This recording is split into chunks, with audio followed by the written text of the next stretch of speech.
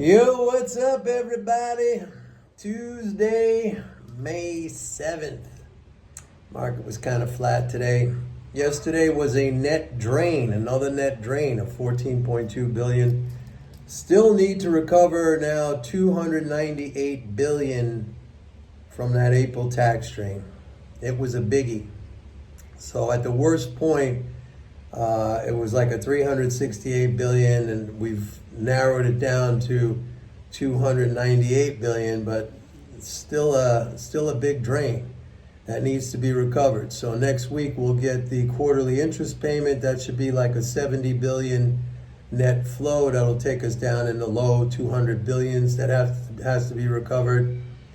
And just regular spending through the rest of May, including, there'll be two more Social Security payments. And then we get into June. June 15th is going to be another tax drain. That's a quarterly tax drain, corporate tax drain. Anyway, I'm fascinated by just watching the fact that this whole monetarism and people who are fearful about the debt or inflation, I keep asking myself, and a lot of these people are highly, highly educated people. They went to the top schools. I mean, I've spoken about many of them on this channel.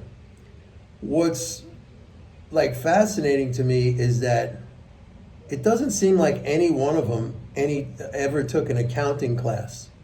I mean, basic accounting teaches you, there's a structure to accounting, and it teaches you that for every asset there's a liability, for every debit there's a credit, for every debtor there's a creditor. Okay, so, but when you hear these comments, and when you hear this kind of analysis, which I can't even call it analysis, it's always this one-sided, I call it the single variable analysis. Like the whole entire time when the Fed was raising interest rates, even leading up to the moment when they started to do that, right? There was a lot of build up to this. There was a lot of conversation about this. When this is going to happen, it's going to be so terrible. The Fed is going to raise interest rate. Again, this lacks an accounting perspective. It only sees this through the lens of the one-sided view of a balance sheet. It sees it on the debt side. It doesn't see it on the credit side. And this is where all these people get it wrong all the time. I mean, all you need is a basic understanding of accounting. You don't even need to understand MMT. A basic understanding of accounting. Anyone who understands accounting should be able to look at these arguments and say, they're only half right, if that. I wouldn't even say they're right. It's only half the argument. Okay? And it continues to pop up over and over again, and you can see it stated from people who have very high education levels. But they lack this understanding of accounting, and they are also very, very much invested in a paradigm, in an idea that is false. I mean, I really think a lot of these people in their minds, they may not state it this way, but their thinking, their processes of thinking is still kind of fixed on a gold standard mentality. Like, we're running out of money. Where are we going to get the money? The debt. How are we going to pay it back? All this kind of stuff. And you see it over and over and over again. And this is why there's a tremendous opportunity here. I've said this so many times. I mean, when you cut through all this nonsense that you are bombarded with constantly in the media, in these stupid financial TV shows, I used to be on one of those. Like I was at Fox News even before they started Fox Business. Fox News had its business shows, regular business shows on the weekends, and then they launched Fox Business Channel. I mean, I was there for 10 years, and I can tell you, and I've recounted stories many times of my appearances on those shows, and maybe you could even look some of those up on YouTube. They're probably still out there. But I mean, really arguing with people who have absolutely no understanding of economics or the monetary system. And some of them, many of them, were even economists, graduated with degrees. But again, totally invested in a paradigm or an understanding that is completely inapplicable to the way the monetary system operates, and also a single variable view always. It's always everything you read, everything you hear, everything people talk to you about. If you get into discussions or arguments with friends or colleagues or family or whatever, their side is always going to be a single variable approach, which is, that's not the full picture. That's not the correct picture. It's not even really half the picture. They have that wrong. So I'm going to say again, I don't know how many times I've already said this, and this is a cliche. Obviously, this is a cliche. You've heard it, that knowledge is power. I don't want to, it sounds kind of frivolous that I throw that out there, just a little cliche, but it's true. Like if you have an understanding, and if you have discipline, self-control. I talk a lot about emotion. I talk a lot about going against emotion. It's another one of these elements or these traits where if you have that, you really don't need to know a lot about investing or the economy or the financial system. Just understand that it's a given pretty much that when people act emotionally without discipline, they're making a mistake. Inevitably, it will be a mistake. And if you're savvy enough to understand that it's in your favor to go against that kind of behavior, you're going to come out positive in the long term. The other thing I talk about a lot is this penchant for short-term trading. I am not a fan. I've said that in the past. And I have a long history of this with my years as an exchange member and a trader on 4 different exchanges. Look, there were times I made a lot of money. There were times that I lost a lot of money. My strategy for building wealth is to acquire and hold solid, top-rated assets. Acquire assets and hold them. Good assets and hold them. How do you do that? It's not hard. You take advantage of times when there are fire sales on these assets. My vehicle is stocks. I've spoken about stocks many, many times here, and I think it is the greatest wealth-creating vehicle that there is.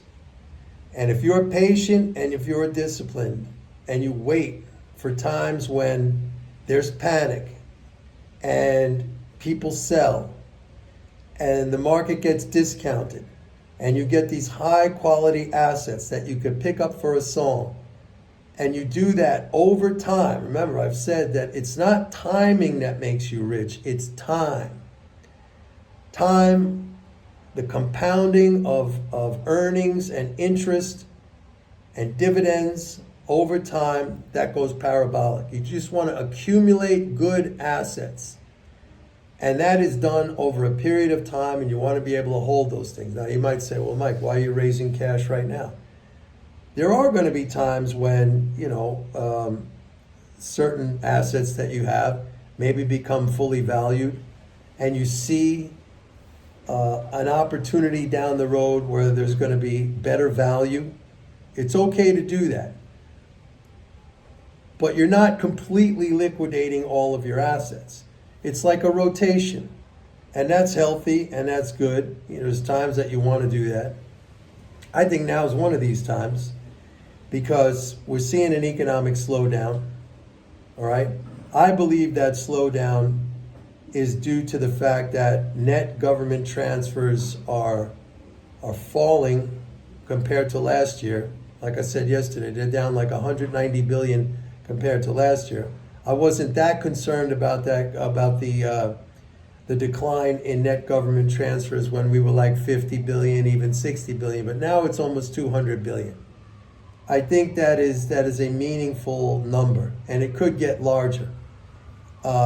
What's causing it? Yesterday I spoke about the reverse automatic stabilizer effect. I called it the automatic brake. The way the system is set up is that when the economy grows, tax deposits to the Treasury tend to increase. People earn more money, more corporate profits, this kind of thing. And what happens is that those tax flows, the drain on the economy, tends to rise quicker than the growth in the economy at the end point in the cycle. It's the opposite of the automatic stabilizers. The automatic stabilizers, of course, I spoke about them yesterday. Things like Social Security, unemployment benefits, Medicare, Medicaid, disability, that kind of stuff. When the economy goes down, when it contracts, those programs necessarily get bigger and they create like an automatic safety net to the economy. Same thing here, only in the inverse sense, in the reverse sense. And I think we're into that part of the cycle right now. It seems to be. I mean, you see the decline in net government transfers, and that's happening because tax deposits are rising faster than leading flows. Leading flows are very, very strong, and I've always, pointed to leading flows as probably the most important fundamental factor that you can look at. But right behind that, and at times I think surpassing that in importance, would be net transfers. I mean, it's great to have a transfer, but then when it's sucked right back out, then you're left with less or maybe nothing. And that is not a driver for economic growth. All right? Now, I saw something the other day that made me laugh because, I don't know, some of you, maybe you remember Meredith Whitney. I knew Meredith because we were both at Fox News back at the time before I think she joined Oppenheimer, and she supposedly was the analyst that predicted the debacle at Citigroup and the housing crash or whatever. And so she was very famous for a short period of time. The famous 15 minutes of fame. And then she kind of disappeared. I think she was running a hedge fund for a while. It didn't do very well. All the investors took their money back. She appeared in a news article the other day out of nowhere. I mean, I haven't seen her around in a long time, saying she's got a great idea on how to stimulate the economy. Okay? And her idea was this: to use Freddie Mac, which is kind of a quasi-governmental agency. Freddie Mac, Fannie Mae, they provide liquidity to the mortgage markets by buying mortgage securities, okay? She said Freddie Mac should provide liquidity for home equity loans, okay? So basically her idea was, let's load everybody up on more debt, home equity loans. So that could be stimulative in the short run, but debt has to be repaid. So loading everybody up on home equity loans, to me, it's just a silly idea. First of all, it mostly favors homeowners, not a broader swath of the population. And home ownership nowadays is getting harder and harder. But secondly, all it does is burden households with more debt when interest rates are already high. It's great for creditors, maybe, to a point.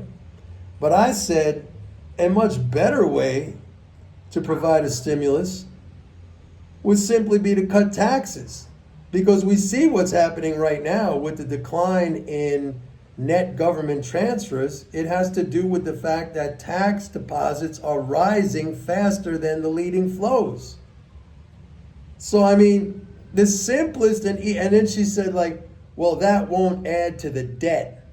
So she's talking about the government so-called debt, but it will add to private sector debt, and that's real debt.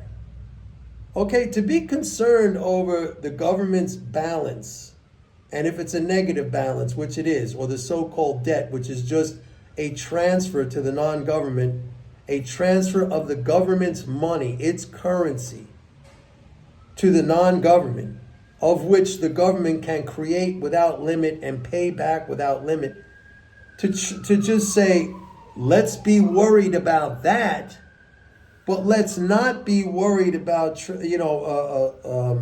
heaping a huge amount of new debt on the private sector, which has to be repaid. I mean, these are the kind of crazy ideas. The best way to do it, if you want to stimulate the economy, everything's fine. Leading flows, like I told you, leading flows are very, very strong. You just got to cut taxes. And the best tax cut, which would be the broadest, most impactful tax cut you could have, would be a large payroll tax cut or an elimination of the payroll tax. Period. You know how much additional money that would put in people's pockets if that's the way you want to go? I mean, if that's the way you want to go, if your idea is to put more money in people's pockets, that is the easiest, most effective way to go. Personally, I would do something a little bit different. I would do heavy public investment, government investment in things like infrastructure, education, the environment, energy, this kind of stuff.